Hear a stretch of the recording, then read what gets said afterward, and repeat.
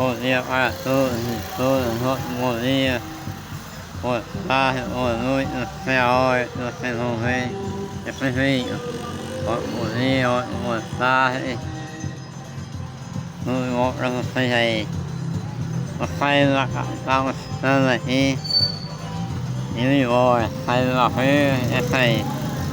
podía por bajo hoy es que ya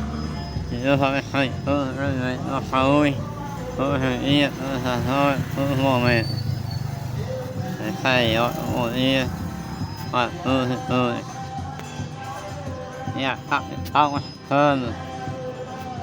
giờ tôi ngủ quá không không rồi thầy